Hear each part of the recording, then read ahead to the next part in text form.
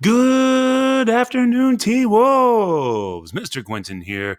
Just wanted to go over what we are doing in class today. I'm so sorry that this is showing up so late.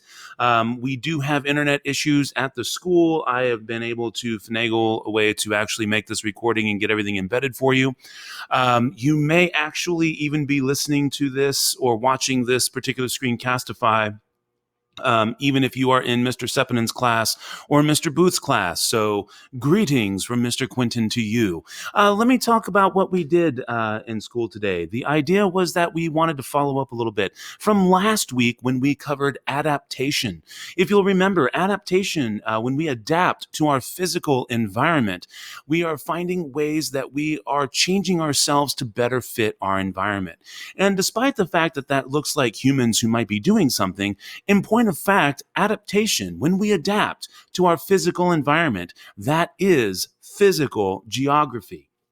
And so, if you'll remember from our assignments from Thursday and Friday, we discovered that there are four ways that you can adapt. You can adapt through shelter, you can adapt through clothing, you can adapt through food, and you can adapt through activities.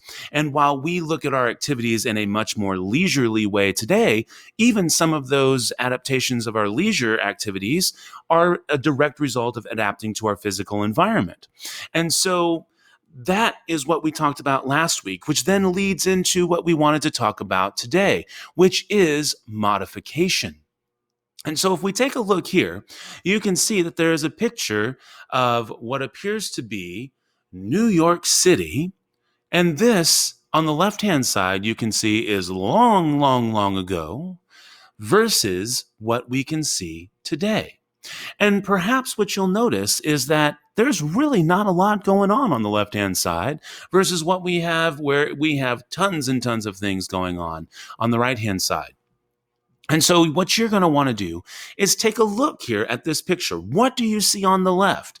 Perhaps you can see how people have begun to adapt to their environment by building little homes. Maybe what here looks like we have a couple of camps going on, and they've definitely used the natural resources that they have available to make it so that they are capable of adapting to their physical environment. But over time, as those adaptations become ways to incorporate our daily lives and make them more livable, make them something that is desirable, and creates a pull factor that generates more people to come to us or come to these areas. They then give us differing human and physical pull factors that cause even more people to come. And as those things stack together, it creates a higher population density. So as you can see, all of the concepts that we've been talking about as we make things more urban, such as you can see on the right, through the process of urbanization, you see that it stops being adaptation to the environment. And now you can see that we have all sorts of, if we look again to the right-hand side, modification. We're now changing the environment to suit our needs. It's no longer about what we need to do to survive. It's what we want to do to make our lives better and to make our lives easier. And so that's why you might see this bridge that's right here in the forefront of this particular photo. You can see how we've created a park for playing our sports and stuff. It looks like a couple of baseball diamonds there. You can see how we've developed housing complexes and probably also industrial complexes, and how we've got big commercial areas towards the center.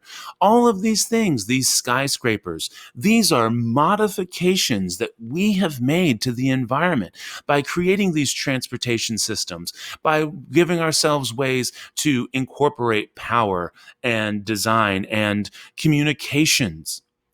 All of these things modify our environment. And so you should take a look here at the left. You should take a look here at the right. See if you can spot some different ways that we have modified our environment and made it better for us. And again, that's going to be the key. When you see modification, when you see that we have changed the environment to suit our needs, we are creating human geography. When you see people here who are existing and surviving in the natural physical environment, that's adaptation. That becomes physical geography. Once we have mastered it, and again, we make our own decisions and we change the environment to suit our needs, we're now modifying it. We have changed that environment, and that is human geography. So that is the big crux of our discussion today that we did. And so what you're going to do is you'll have an opportunity to come and take a look at this JPEG all for yourself. It'll load right up and you can take a look at the left and the right if you so desire. And I do hope that you will. And then you'll be able to take a look here and you'll see that there's going to be an assignment here for you, folks. So your assignment is to follow the directions in the assignment itself to complete your Google Doc. Make sure that you use this attachment below. You'll see that you have an attachment that goes to the little house. And this is just a simple little PDF, and you'll be able to jump in and you're going to read from pages 12 through 18.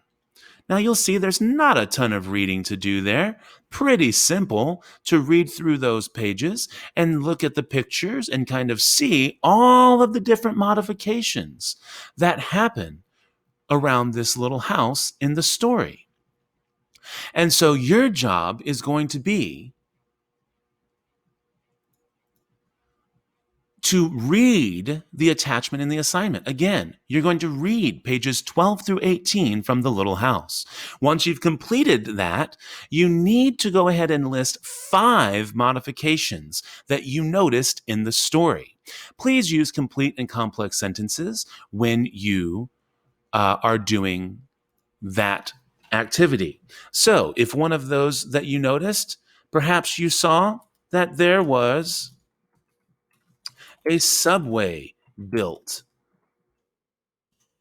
This is modification through, oh, I forgot to type something in. Look at that. There was a subway built. This is modification through a transportation system. Okay? And you're just going to do that for all 5 notices. You'll see that there's a Pre-AP GT extension. This only applies to you if you're in a Pre-AP GT class. You will then need to describe how you might improve upon the modifications you listed, also using complete and complex sentences. And you can add that right here. So that's going to be what you're doing today. Please make sure you get it in by 11:59 p.m. I am sure that given all of the internet constraints that we had, there will probably be some wiggle room on that, but it will really help for making sure that we can track that attendance for asynchronous learning. So if you have any questions, make sure you send me, or in the event that you're watching the Screencastify for Mr. Booth or Mr. Sepinen, make sure you use that envelope there to send a note in Schoology or send an email. And we hope you have an absolutely fantastic day. Thank you so much, folks. Mr. Quinton, out.